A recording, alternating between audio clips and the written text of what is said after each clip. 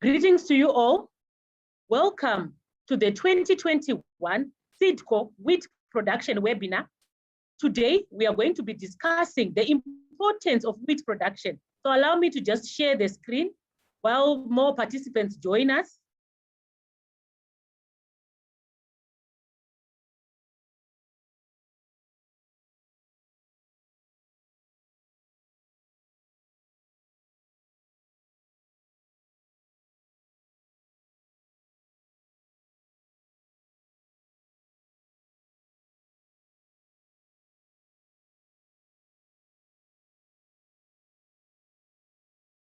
So for this wheat production webinar, I'm going to be presenting. My name is Wendy Madzura.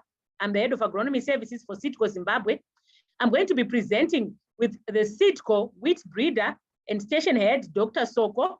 So we are going to be interchanging the presentation between the two of us. And during the course of the presentation, we invite questions and a discussion in the chat box so that we'll be able to interact with you as much as possible and make this presentation as exciting as well as it is informative. So please hold on, tune in and enjoy the presentation.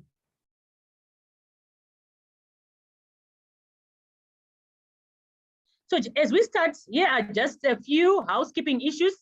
The presentation is going to run for 45 minutes to an hour.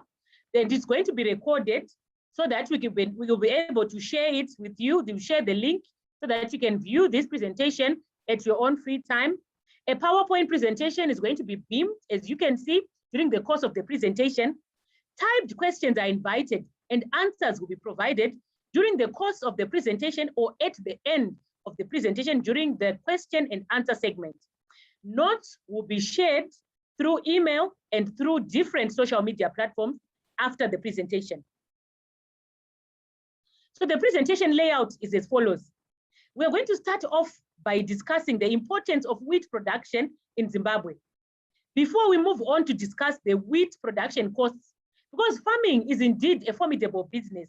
So in anything, you need to look at the cost structure so that you will be able to understand the profitability as well as the production matrix that you should achieve to be profitable in your farming venture. We'll then look at the factors that affect wheat production, then factors to consider when selecting wheat varieties. As we always say, farming is a business that starts with the right seed coupled with good agronomic practices.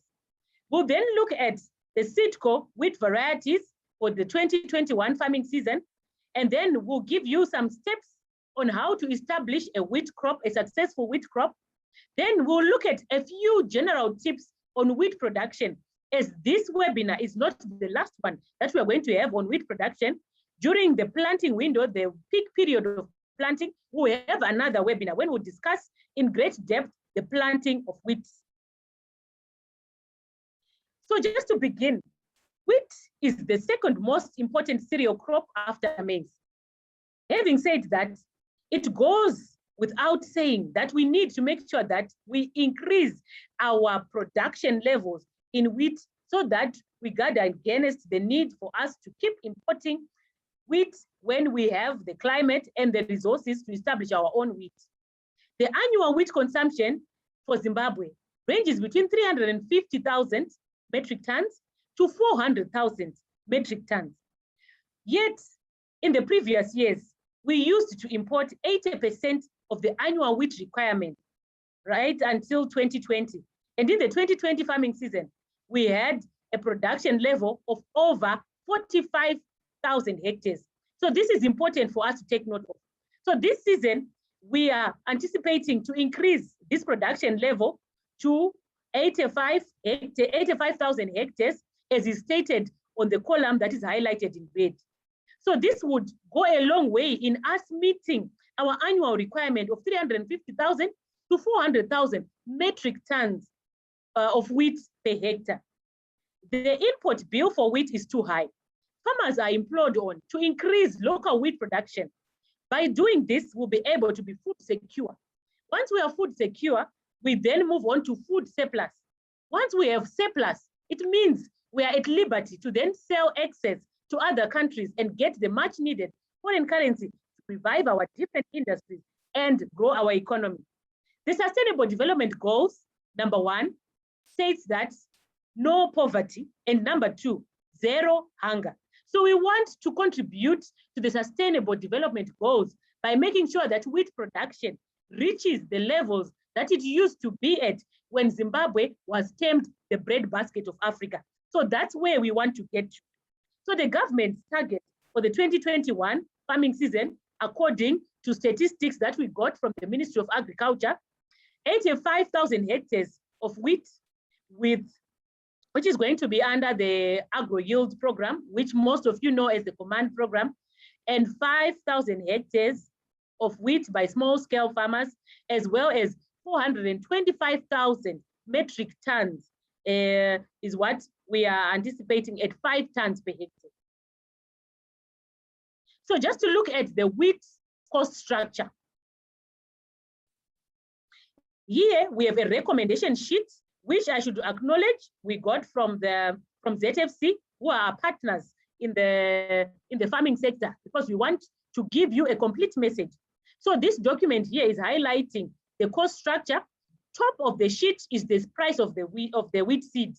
The wheat seed for the varieties that we are going to be explaining during the course of the presentation, SC Nduna, SC Select, and SC Serena, the price is at $35 per 25 kgs.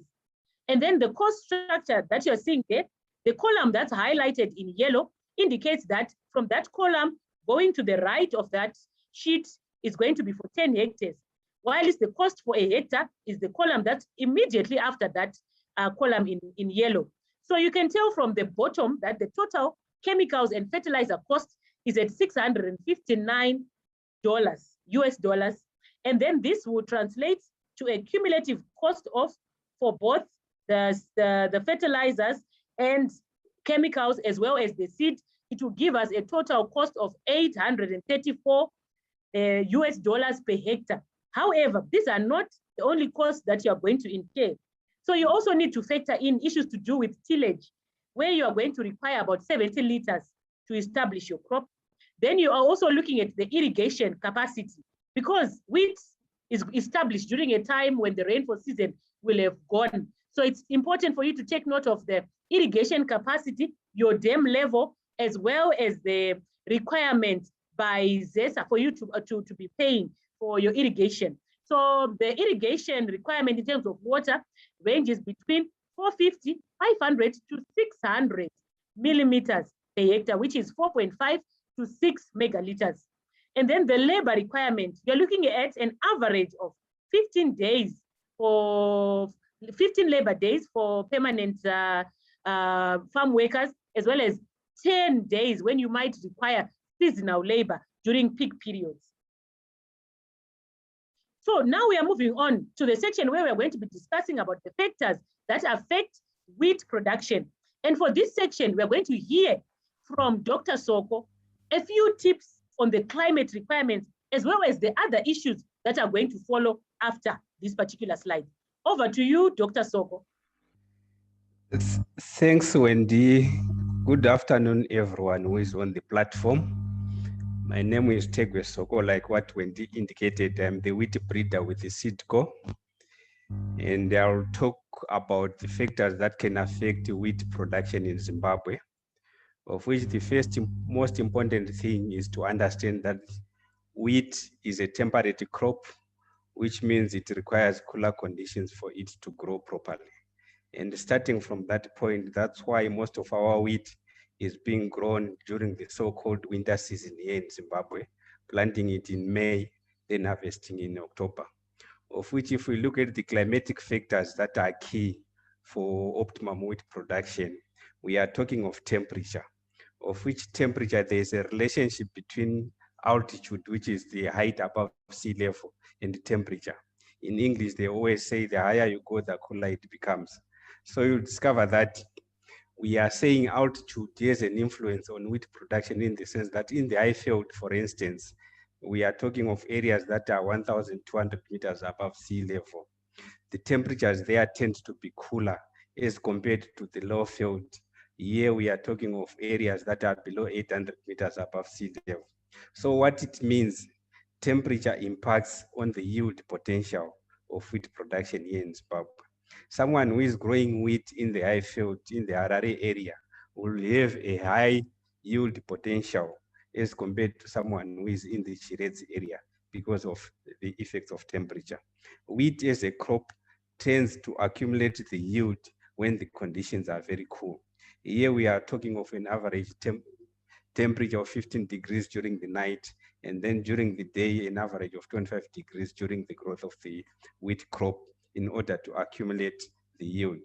And if we are talking of high yield, we are talking of varieties that can yield in excess of 8 tons per hectare. So you can get those yields in the high field because of the effect of temperature on the wheat production. At the same time, there are some yield components like tillering that tend to be encouraged by very low temperatures. Even frost during tillering, it tends to encourage tillering of the wheat crop. And these tillers, we are only talking of the suckers that tend to germinate from the main stem of the wheat plant. And if these tillers will be in a position to produce a wheat head, it means you will be adding more grain per plant, to which will contribute to the high yields that will be coming from there. And then things like flowering, grain filling, all those, they depend on temperature. And then the other climatic factor, which is also key, is the frost, of which here frosts tend to have a negative effect when the crop is around flowering, because it tends to cause sterility when the crop is caught with the frost at flowering. But like I said, it's tillering. This frost can actually promote tillering. That is during the first 3-4 weeks after emergence. If there's frost, then the crop can benefit. But when the crop has reached the reproductive stage, it tends to cause negative effects. Like in this case, sterility can occur, which means there's a reduction in terms of yield. Then there might also be a damage, especially if it occurs during the grain filling period, because already the grain will be forming and there are some liquids there. If there is frost, it means those liquids will be turned into a solid and it damages the ear. That's the negative effects of frost during the reproductive stages. So what it means, when you are planting, you need to know the historical occurrences of frost in your area so that you can avoid this period of flowering to coincide with the frost times in your area. That's why it is always critical to keep records so that you know the trend and these historical occurrences of frost in your area. And then the other factor that can also affect production is the issue whereby if you let plant your wheat and then maybe around October, November, you still have your wheat in the field, it means the early rains, the early summer rains can actually cause a negative effect on your wheat by promoting germination while the wheat is still in the field, which is called the pre-harvest sprouting. And the moment your wheat is sprouted in the field, it means it is not good for bread baking. The quality parameters are always affected.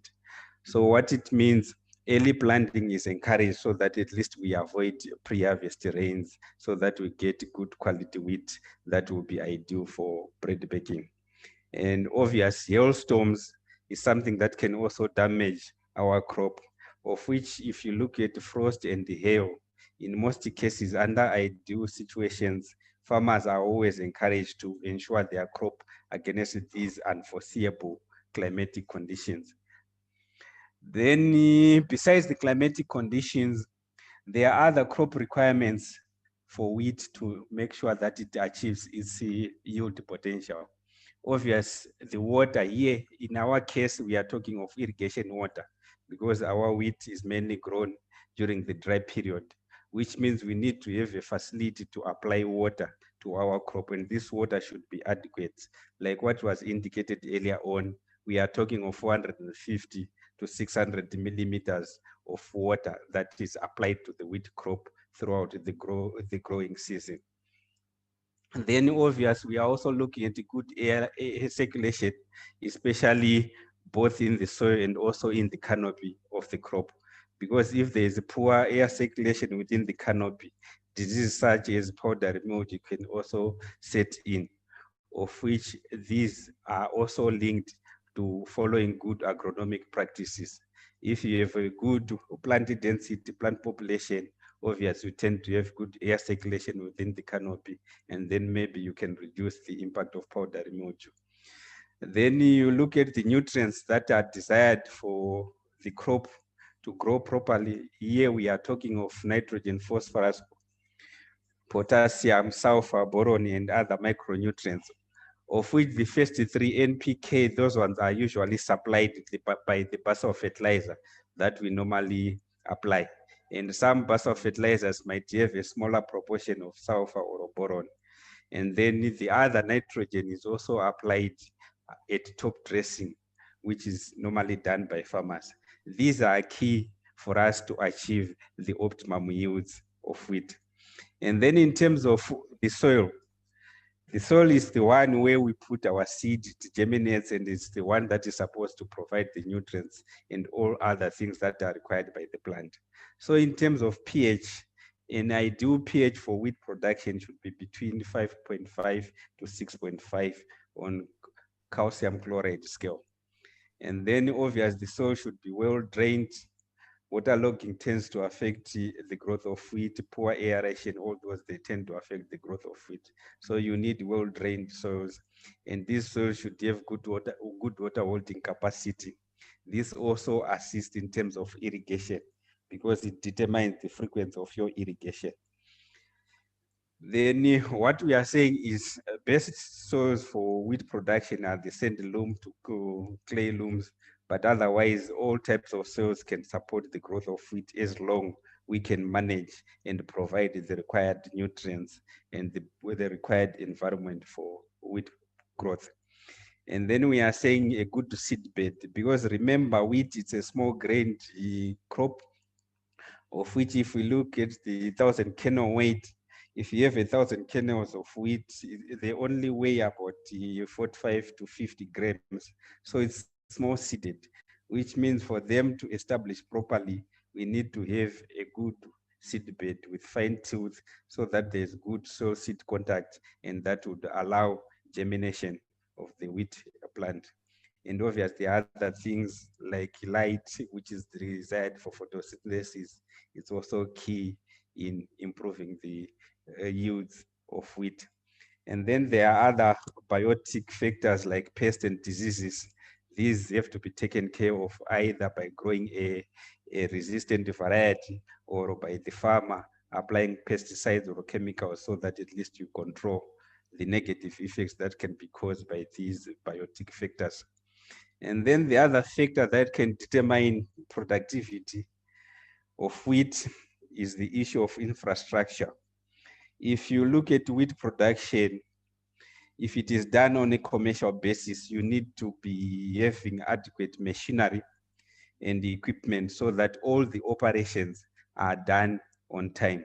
Remember, we said wheat is being grown during a window period, May to October, and the time of planting is critical. So it's like you are removing your summer crop, you want to prepare the land, you want to plant as soon as possible. And the planting window for wheat is only 1.5 months, from the mid-April to the 31st of May, which means you only have a few days to do your operations, which means if you are well equipped with equipment for the various activities like indicated in this particular slide, we are saying you are up and running and you can get your optimum wheat yields. I just put some photos of some of the equipment that can be ideal for us to achieve maximum wheat yields. We are saying for land preparation, obviously you are looking for your disc, your harrows, your lime spreaders to spread the lime. Then you are also looking at the planters so that you can cover a bigger hectare when you are planting. That is if you are using some drills. But if you are broadcasting, you can't broadcast more than 10 hectares by hand. So you have to have Vicon spreaders to do the broadcasting of that wheat. And then if you are to use fungicides, you can actually use a boom sprayer to apply your fungicides. And with modern technology, Some people are actually using drones to apply fungicides, chemicals, and also even to take records. You can also use a drone. And then obvious for harvesting purposes to reduce the losses, the use of combines is desired. And obvious for the application of water, you can either use sprinklers, overhead sprinklers, or center pivots. Although in some cases people can use flood irrigation, but the best so far in terms of efficiency is the center pivot. Then after looking at those factors that can affect wheat, obviously you have to choose your variety. And as a farmer, you need to know which the characteristics of the various varieties and the objective why you are venturing into wheat production. So in this particular slide, I tried to highlight some parameters that we can look for in a variety of wheat. Obviously, the first one is the yield. Like we are saying, high yielding varieties are key, and everyone wants to look at high productivity per unit area, of which if we are talking of high yield, like I said, we are talking of 8 to 10 tons per hectare in the high field, in the high potential areas. And then we also talk of diseases. We try to reduce the cost of production by releasing varieties that are already resistant to major diseases. And here in Zimbabwe, it's mainly the leaf rust disease. So that's why we are saying a farmer is the liberty to choose a disease-resistant variety and then cut on the cost of using fungicides to control the rust diseases. But in case you are growing a susceptible variety, it means you have to use fungicides, and you can use several times, which means if you exceed 2 applications of fungicide now, that might also eat on your bottom line in terms of profits. That's why we are talking of disease resistance. And then of late, I indicated a disease called BLS, bacterial leaf streak. That disease has been noticed in Zambia during the year 2019, and there are some varieties that are already susceptible to that disease. It is also seed-borne, it's caused by bacteria. So it's something that we need to be on the lookout, especially here in Zimbabwe. Then recently, globally, there is a new disease which has been noticed. It started in Latin America. Then now it is affecting wheat production in Bangladesh. Then 2018 summer season, it was noticed in Zambia, of which this disease used to affect the rice. It's called rice blast. So in wheat, it's called wheat blast. It's now in the 3 continents, Latin America, Africa, and Asia. So we have to be on the lookout for this particular disease, especially in Zimbabwe, because our neighbor was affected in 2018 on a rain-fed wheat. Then besides those 2, we are looking at good agronomics. We said it's a window period, May to October, which means you need an early maturing variety that can be planted and harvested before the rains. That's why we are looking at varieties that are early maturing and also very stable in terms of standability. We are using combines to harvest on a commercial basis, which means we don't need varieties that can lodge, that will lead to yield losses. Then our wheat is for bread baking, which means ultimately quality is very key. Here we are talking of milling and baking quality, of which on the extreme left, there is a table indicating some of the quality parameters that used to be used by GMB when they buy wheat, of which I understand this year already there are 2 categories that have been classified. There is the premium grade and then the standard grade, of which our objective is to make sure that our varieties fall within the premium grade, because that's the best way you get the best wheat for bread baking. Basically, there are certain parameters that are tested by the GMB to determine whether it's premium or not. So I just highlighted some of them here in terms of high protein content. It has to be above 11%. Then there's also weight gluten, it has to be above 25%. Then test density. This is just of interest to the miller because it determines the amount of flour that you are going to get from a certain weight of wheat, it has to be above 75 kgs per hectoliter. Then the pre-harvest sprouting that I talked about earlier that we always try to avoid is measured by the falling number. So the falling number, when that test is done, it has to be above 230 seconds.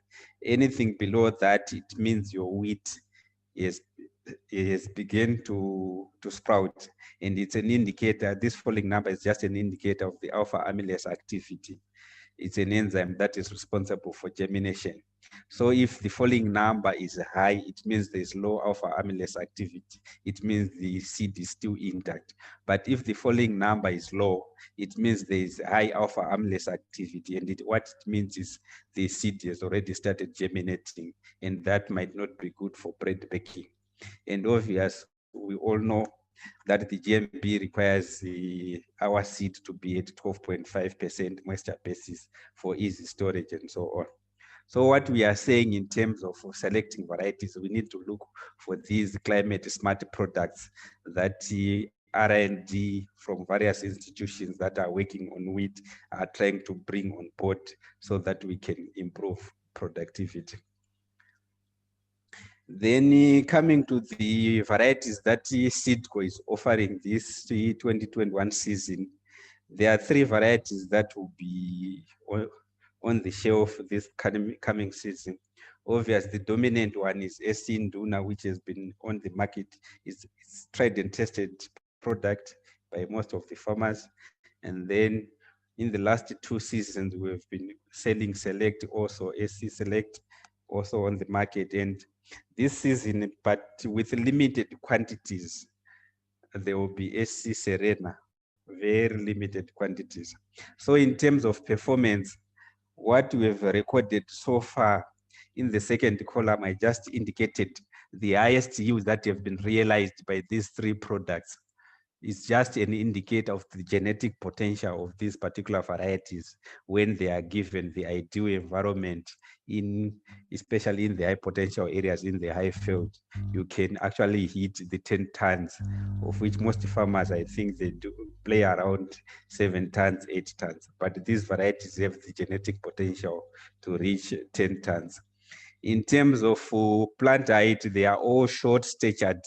Remember, we said we need varieties that have got good standability, which doesn't lodge in the field, so that at least they can be combined. So these 3 varieties, they are all below 90 centimeters in terms of plant height. Maturity, Select and Nduna are comparable in terms of maturity. Serena is slightly late, 2 days later than the 2 in terms of maturity, but they are all classified within the medium to late maturity grade if we talk of wheat classification. So we are saying in terms of standability, they've got good standability. Then leaf rust coefficient, that's the disease parameter. You'll discover that SC Select and SC Serena is the best in terms of disease tolerance for the current pathotypes of leaf rust that we have in Zimbabwe. SC Nduna in some points, especially where the spots where there is a lot of disease, it sometimes picks up some disease. So we always encourage farmers to have some fungicides or some preventative fungicide sprays, 1 or 2, especially when you are growing your Nduna. And then in terms of grain color, all these 3 varieties, they are white grained. And in terms of quality parameters on the extreme right, that's how these varieties perform. They can fall within the premium grade. They always offer grain protein contents that are above 11%, with SC Select in this particular case being the best, 12.7%, which was an average that we recorded over years. Then in terms of wheat gluten, like I said, we are looking at varieties that are above 25%, and these 3 are always giving wheat gluten that are above that minimum requirement. And on the bottom there is just figures indicating the size of the spike for SC Nduna vis-a-vis the palm. I think it's our agronomist Wendy who was trying to play around with the size of the ear there.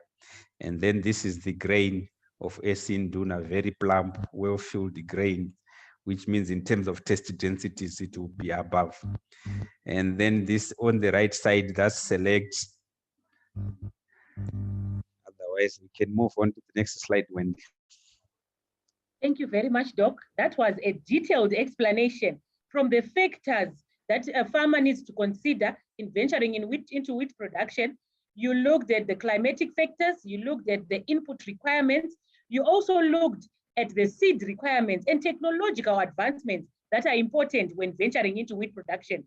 I also particularly like the fact that you looked at the alpha amylase activities relationship to the falling numbers, which is an issue to do with premium or standard grading of wheat, which is something quite topical since last season when our farmers that had premium wheat were paid a lucrative fee versus the farmers that did not. So this all starts with the selection of the right seed. And you can even tell that the size of the spikelets and the spikes that this is, that seed varieties are meant to add value in your farming ventures. Thank you very much, Doc, for that.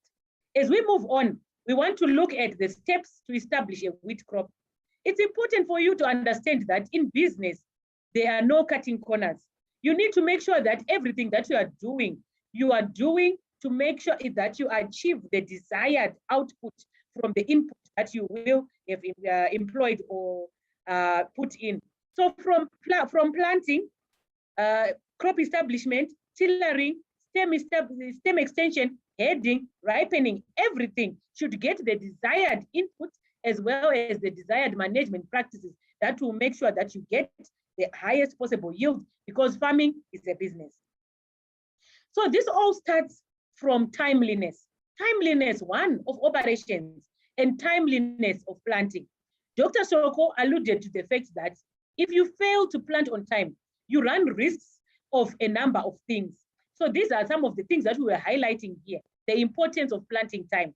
The ideal time to plant wheat is preferably the end of April, as we get into May for different areas, as alluded to earlier by Dr. Soko. So the ideal period for most areas would be from the first week of May, from the 1st of May up to the 15th of May. This is the time when we find that if you establish your wheat at this time, you optimize on the yield level, as well as the growing time requirements of the crop based on the environment and the climatic conditions that prevail. This is why we have just put a few points there, speaking to the facts that if you catch the planting window, it means you will forego some of the challenges that are highlighted there. You'll be able to harvest your wheat crop before the onset of the rains. We would not want to have a relationship between the alpha amylase activity and falling numbers that Dr. Soko was explaining. That is counterproductive to our falling numbers and us getting a premium yield and premium quality of wheat. So you need to plant on time so that you harvest on time to avoid the onset of the rains. Also, planting on time will help with the management of high pest and disease pressure, because high pest and disease pressure is also associated with an increase in temperature, with an increase in heat units as we get after winter. So if your crop at that time is still growing vegetatively or is still lagging behind in growth, it will be more susceptible to disease pressure as well as insect pressure that will reduce the yield level that you are going to get. Also, if you plant on time, the critical growth stages will occur during the desired climatic conditions. You heard from Dr. Soko that frost, some growth stages are sensitive to frost.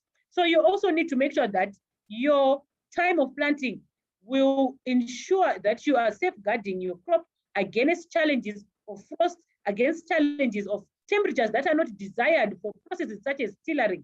So the planting window is important for you to take note of. Also, in business, you want to multiply the number of times that you are making money. So if you're going to be farming and having multiple cropping programs in a year, planting on time will enable you to come in with your summer crop on time so that you are not found wanting when the summer crop starts and the wheat crop is still in the field. So it's important for you to also consider that. So delayed plantings can result in a yield loss of about 50 kgs per hectare per day after the 15th of May. Because after the 15th of May, up to the end of May, yes, the temperatures will still be cold and farmers will be tempted to keep planting, but it means you are also putting yourself at risk of getting lower yields than the yield potentials that we were seeing here, as explained by Dr. Soko. So as we go on with the presentation, please send through your questions so that this is an interactive session and we'll be able to answer your questions as we progress with the presentation. We already have one question here for Dr. Soko, and I'm going to be asking him when we give him a chance to speak about the next section of the presentation. So after looking at time of planting, the next port of call is to look at the land preparation and planting, as well as irrigation. So in terms of land preparation, we are now trying to move with the global perspective of sustainable agriculture initiatives, where we are speaking about conservation agriculture. So for this, there comes in the concept of farming with implements that are not going to pulverize and turn over the soil. So we need to come in with precision farming tools. That includes a seed drill when we are planting our wheat. So having said that, some farmers are still using the conventional method of farming.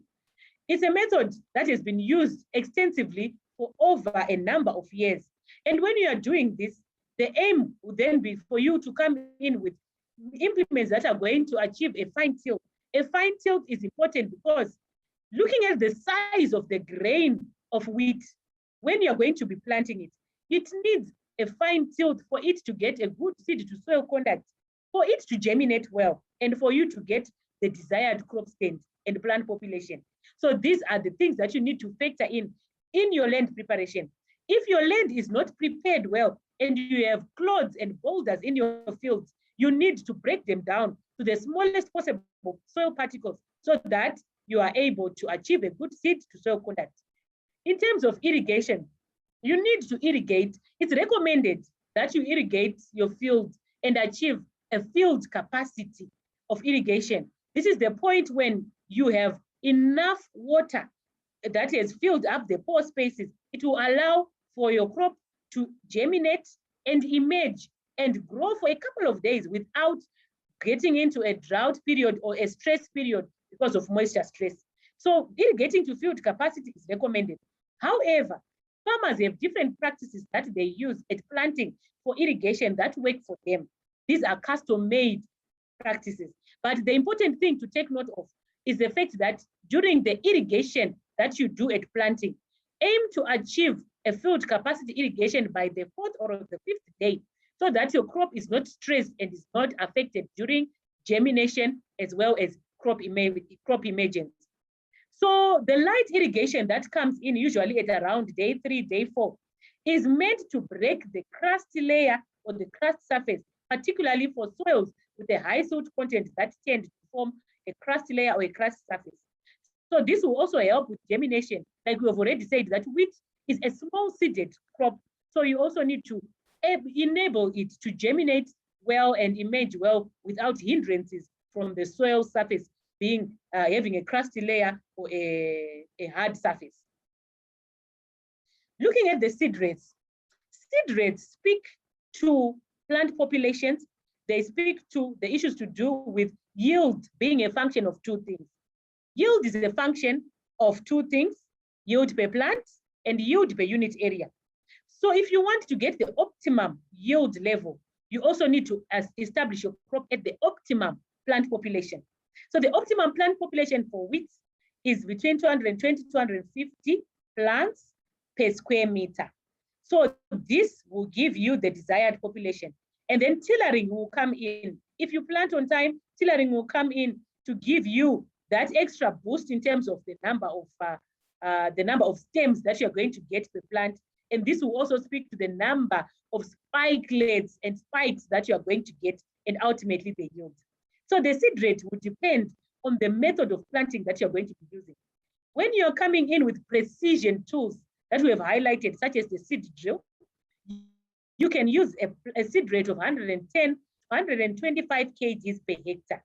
This is because the seed drill is going to plant precisely into rows, as you are seeing there on the picture that has been provided, where we have the seed drill on the right and the Vicon spreader, which is a broadcasting implement, which has established the wheat crop on the left.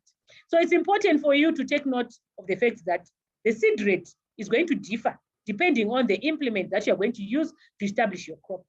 If you're going to use a broadcasting implement such as a Vicon spreader, you're going to require 125 to 135 kgs per hectare. Some farmers even come in with higher rates, where some of them are reaching even 150 kgs per hectare. But the important thing is for you to understand that you do not want to increase your cost structure unnecessarily. You want to marry the cost structure to the yield level that is achieved, so that you are increasing the return on investment, the return per dollar invested, because farming is a business. So you need to do a cost benefit analysis and see whether or not the increase in seed is also related to the increase in the yield level that you're going to get. Otherwise, you need to establish your crop at the recommended seed rate.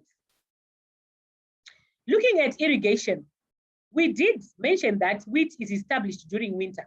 So during winter, there's no water. So you need 450 to 600 millimeters of water. We have explained this. Dr. Soko has also come in to reiterate and reinforce this message. So you need to check your water level. It wouldn't be fair to you as the farmer or the crop for you to establish your crop and then fail to irrigate it until it reaches physiological maturity. The loss that you incur there will be very high. You also need to take note of the fact that the irrigation is going to depend on the type of soil that you have.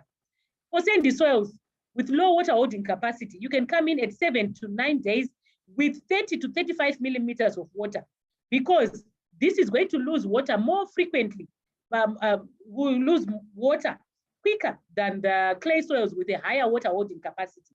So for clay soils with a higher water holding capacity, you can come in at 10 to 14 day intervals, putting in 40 to 45 millimeters, because this water is going to stay for longer. With center pivot irrigation, some farmers do irrigation cycles of 5 days or 5 to 7 days, depending on the soil type that they have. You can also come in after irrigation with an auger, a soil auger, to check the irrigation depth, so that your irrigation scheduling is married to the irrigation depth as well as the irrigation requirement of the crop. So irrigation scheduling, and monitoring is encouraged so that you are on top of the situation in terms of irrigation. Now looking at hardening. Hardening is an important stage in wheat production. Why is it important for farmers to harden their crop? Stressing a crop, is there a benefit in that? So the hardening process is meant to promote tillering and induce crown root development. So it's a time when you're going to withdraw the luxury of water and irrigation on your crop, so that it is forced to undergo critical stages that will add value in terms of the yield level that you're going to achieve. So hardening begins after crop emergence. In sandy soils, you can harden your crop for about 10 days. But in clay soils, you can even go for about 14 days. And then the hardening period, you break the hardening period by irrigating your crop first, and then you come in with the fertilizer, the herbicide control, as your crop grows and progresses further. So at this point, I'm going to invite Dr. Soko to speak about fertilizer management and the other principles, as we are left with about 15 minutes to conclude this presentation and get into the question and answer segment. Over to you, Dr. Soko. Thanks, Wendy. In terms of fertilizers, the objective is to try to provide the basic nutrients that are required for plant growth. That's why we apply the basal fertilizers and then the top dressing fertilizer. But what is key for farmers is to take soil samples first, analyze to establish what nutrients are already in our soil and what should we top up with. Of which these samples, at least the institutions that does soil analysis, they can give recommendations of the levels of fertilizers that you can apply. But generally, we are looking at for instance, the nitrogen unit, we are looking between 160 to 190 kgs per hectare. That's when you get the optimum yields in terms of wheat. Then for phosphorus, 50 to 70 kgs per hectare, then 30 to 50 kgs per hectare, of which generally we are talking of between 300 to 500 kgs per hectare of basal fertilizer. Maybe we're talking of 7, 14, 7. And I know some farmers can actually go up to 600 kgs per hectare so that they can maximize their yields. And then like we are talking, the top dressing that you get from the bus of fertilizer is very minimum. So you have to apply ammonium nitrate so that you can complement the nitrogen that is required during the later stages of growth. And here we are talking of between 350 to 500 kgs per hectare of either urea or ammonium nitrate. And you can use a Vicon to spread that particular fertilizer. And some people with irrigation, they can actually use the fertigation method to apply the fertilizers. Next slide, Wendy. And then the next thing is in terms of weed, pest, and disease control, of which my colleague, my former classmate, Mr. Moses Chorombo, asked the symptoms of blasts on wheat. On the extreme right, there is a photo with a palm. There is a crop that has been affected by blasts in the field. Normally, it tends to burn and it dries off the spikes of the wheat crop. Otherwise, the stem is still green, but the spikes are already dry. That's a wheat crop which has been affected by blast. And this was the symptom which was seen in our colleagues in Zambia during 2018. And then during the vegetative growth, normally we find brown spores and patches either on the leaves or on the ear of the crop. Those are the symptoms of your wheat blast. But coming to this particular slide, we are talking of the need to control pests and diseases, of which we are encouraging integrated pest control systems here. Remember when he was talking of sustainable use of resources and also to protect the environment. But coming from a breeding background, normally we are trying to breed varieties that are resistant against diseases. So the first point is to choose varieties that are resistant. That's why we are talking of start with the right seed in terms of disease control. And we have the genetics that can convey a resistance to most of the major diseases. And then in terms of pests, obviously, I also indicated some photos of various pests. The quillia birds, they can damage our crop in the field, especially if you are the only one who has grown wheat in an area. You tend to have a lot of damage of quillia birds. Currently, we don't have the genetics. We engage PPRI and other government institutions in terms of spraying for quillia. Then this other photo is the fall armyworm that we always need to watch against. It can affect any cereals. And then there is the rust diseases. These are the symptoms of leaf rust. But like I'm saying, there are some varieties that have genetic resistance. Then obviously, in terms of weed control, on the production schedule, there were some herbicides which were recommended. There are things like MCPA that can be used in wheat to control weeds, but you need to identify the weed type which is common in your area so that you can use the right herbicide. And the agrochemical companies, they are always coming up with new products in terms of weed control. But generally, cultural practices are also encouraged. Things like good land preparation, they can also delay the emergence of weeds, and then your crop covers, and then the weed pressure is reduced. And then from the weed pest, we are talking of harvesting on the next slide. In terms of harvesting, obviously, if you have a large area, you need to harvest using a combine. And how do we harvest? When do you determine that your crop is mature? Obviously, if it reaches physiological maturity. Physiological maturity is a period whereby just below the neck of the ear, it turns brown. It means there are no assimilates that are moving. There's no food which is moving from the lower parts of the plant to the grain. So it means that's the period of physiological maturity, of which for the farmer's point of view, when all the leaves are dry, they've turned brown, and maybe the moisture content is around 13%, 14%, you can start your harvesting. And obviously you have to use some combines. If it is on a small area, you can use sickles, then you thresh, you winnow using some Rusero to make sure that the grain is clean. But the problem with the hand harvesting now, there's a lot of losses during the process from harvesting using sickles, threshing, winnowing, all those things. You tend to lose a lot of grain, thereby resulting in huge losses because of manual harvesting. I hand over to Wendy. Thank you very much, Doc, for explaining and reiterating the issues to do with fertility and fertilizer management. So farmers should be guided accordingly. Soil analysis is the secret weapon for you to know your NPK ratio as well as the other nutrients in your soil so that you'll be able to apply custom-made fertilizer recommendations. Insect pest management, disease, and weed pressure are things that are going to reduce your yield. They are yield reducing factors. So you need to make sure that you guard against that. And this is only possible through regular scouting. So as we conclude, it's important for us to look at the general tips that we covered today. We spoke about the economic value of wheat production. You need to plan ahead and make sure that you have the necessary inputs in place before the onset of the season. Soil conditioning and fertility management is also key, and you need to start at field capacity, as it is highly recommended for you to avoid stressing your crop during germination and crop emergence. Ensure that crown root development and tillering occurs. This is possible through the hardening that we referred to, a stressful period that is necessary for the crop to achieve its goal.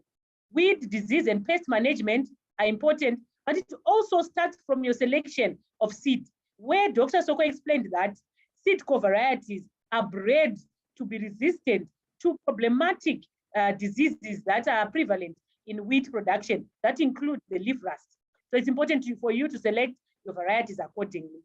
The timing of the last irrigation and harvesting should be guided by the principles that Dr. Soko just explained, where you are checking the yellowing of the crop, which is the senescence, as well as the drying of the neck area that is below the spike. Also, we spoke about the issues to do with the timing of the last irrigation and keeping irrigation records. Records are important, but as farmers, we tend to neglect this key element. Keeping records will enable us to make decisions that are informed in the future or during the current season.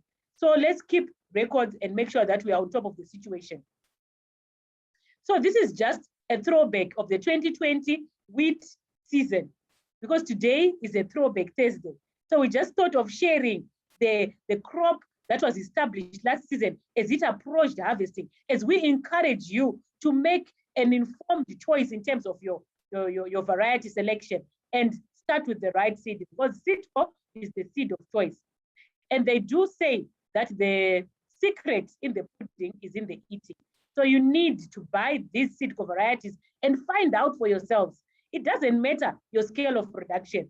We are saying even in an intensive, micromanaged environment, you can establish wheat in an irrigation scheme, which can be established at a communal level, at a commercial level, which can be established, because we need to bridge the gap between what we are getting now and where we want to get to for us to regain the bread basket status that we used to have as Zimbabwe. And I believe that together we can.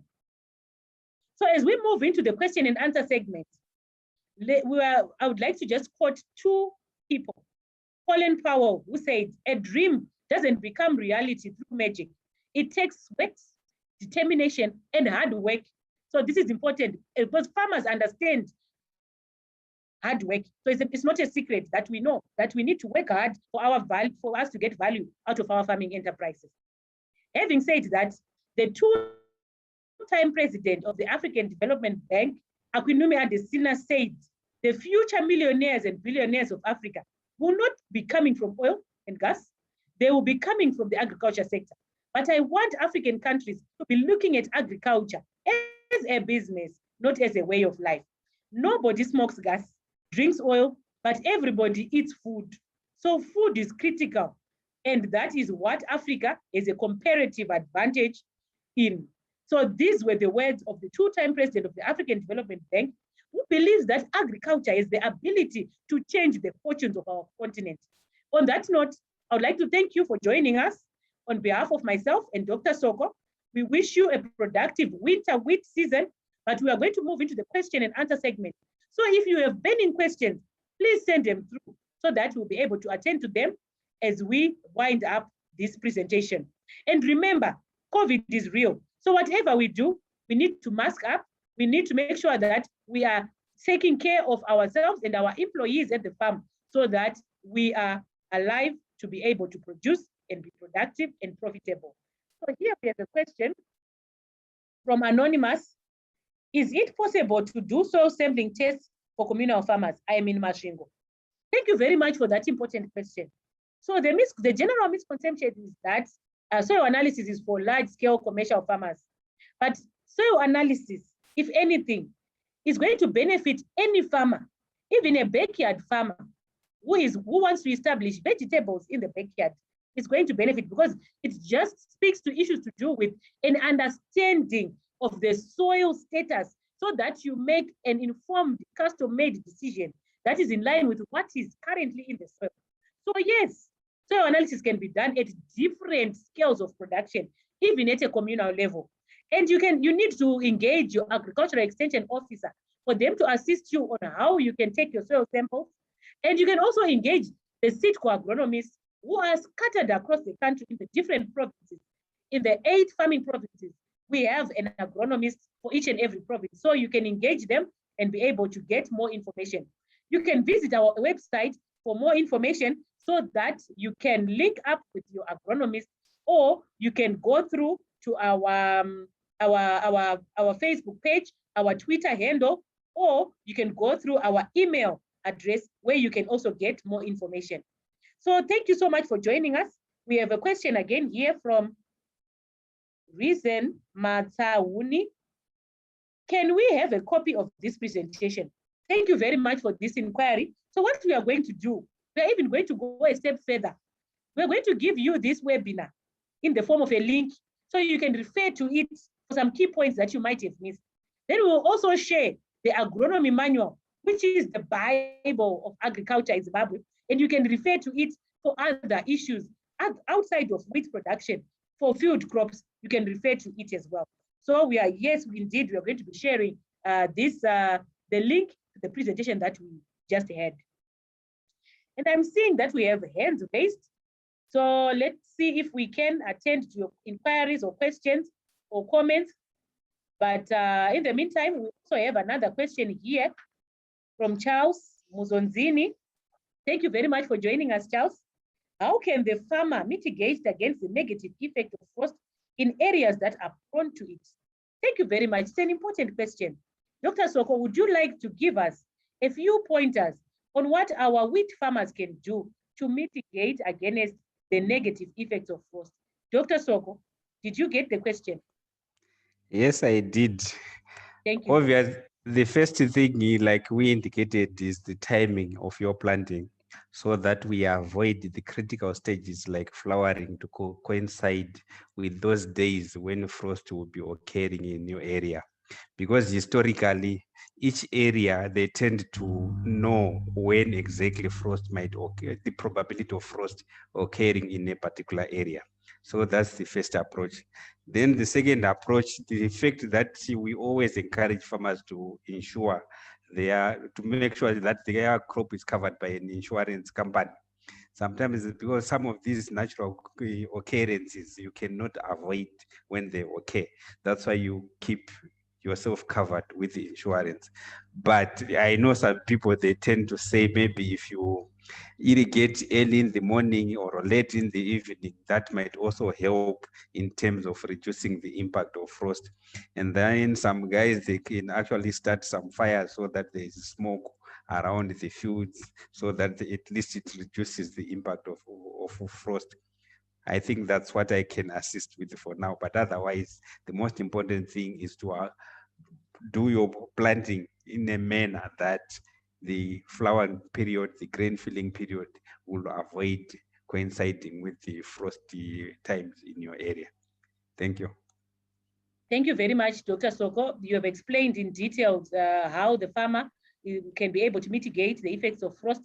One of the things that I have seen over the years is the fact that we usually tend to refer to the weather reports during the rainy season and not throughout the year.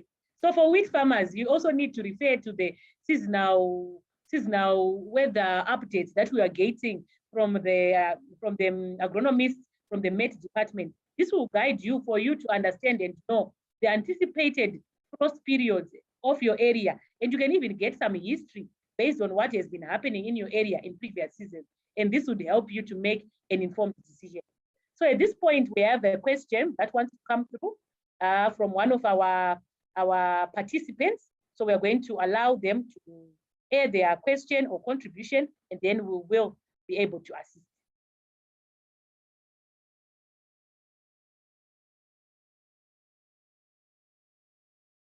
Tandiwe, could you please unmute so that you can speak?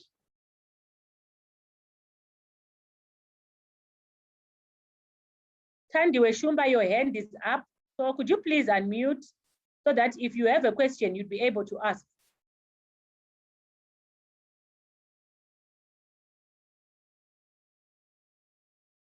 Or you could type the question in the question and the answer chat box.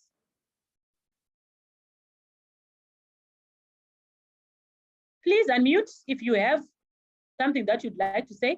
Dr. Soko, your hand is up.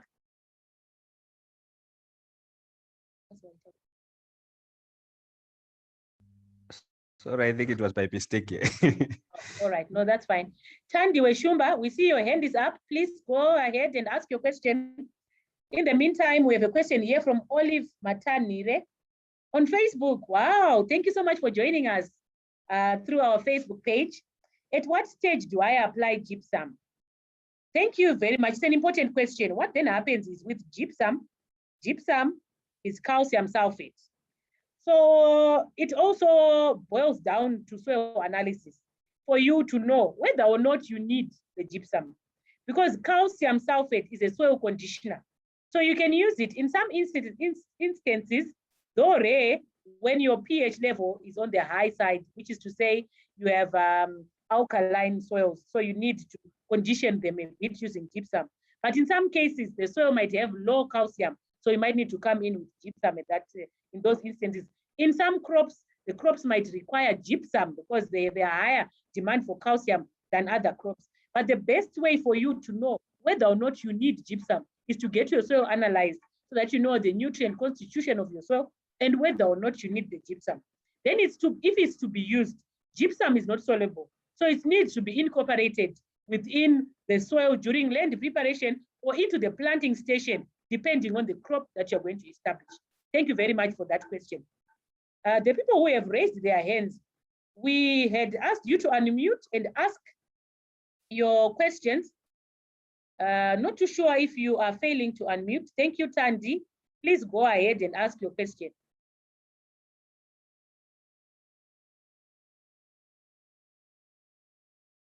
Hello? Moses, could you please go ahead and ask your question?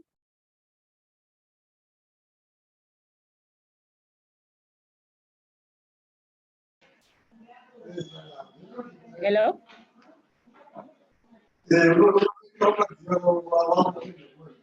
Moses, could you please ask your question? Okay, thanks, Wendy. Mine is more of a comment or a contribution. We hear Dr. Soko as explaining to us in terms of factors that affect wheat production. But I know there is some factors or perils that we are not explaining to the farmers. Those that are insurable, like fires, transit risks, and even excessive frost that are insurable. So we are almost saying to the farmers know that wheat is also insurable, just like barley and tobacco. Wow, That's thank you my so contribution. much. Maybe you can shed a bit more light. Do you know of a few insurers that the farmers can also engage for wheat production? Thank you very much for that contribution. Okay, thanks, Wendy. Fortunately, I'm one of the brokers here. We do broker for commercial farmers, even small-scale farmers. Okay. I knew that my colleague is already doing his job. No, thank you so much. That's a relevant Yeah, and important. it's very important, especially when the crop is just before harvesting. Wheat can actually burn like, but this business, like petrol. So you always need insurance, and maybe you create some fire guards just as a preventative measure. And obviously, Mr. Chorombo, thanks for that reminder. Farmers have to safeguard against that. Thanks.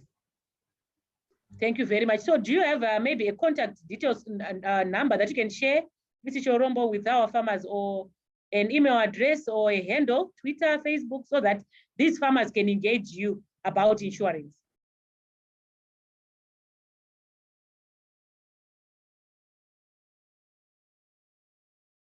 Or maybe you can type it in the chat box.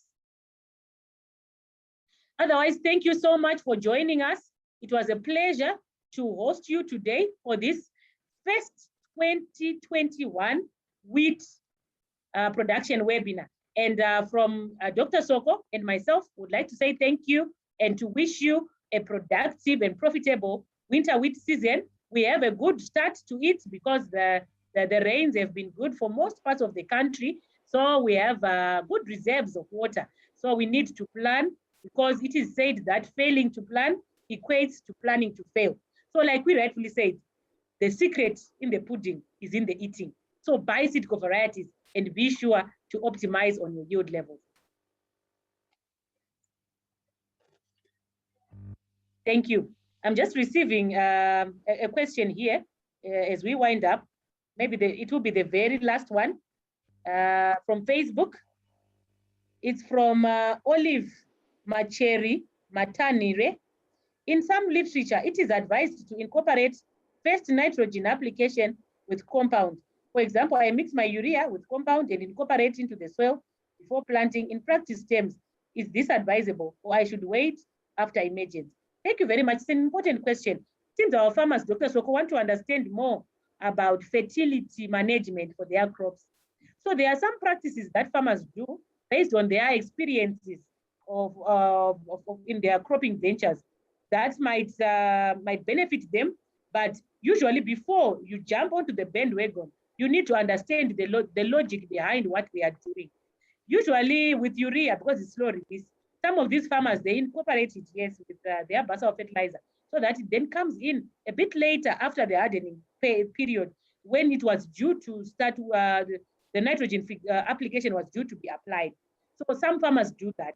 But on all fertilizer management issues, would like to refer you to agronomists from the fertilizer companies for them to guide you accordingly, and for you to do soil analysis so that you do not make the wrong decision and apply fertilizers because you're just following what the neighbor is doing. You also need to understand the logic behind and the cost indications of it and how it's going to benefit your crop. Thank you very much for joining us. Dr. Soko, do you have a few words, or maybe we can end the webinar? I just want to thank all participants on this platform. And obviously, I would say we'll meet on the ground when we'll be establishing the wheat crop so that at least we feed the nation. Thank you very much. Thank you very much.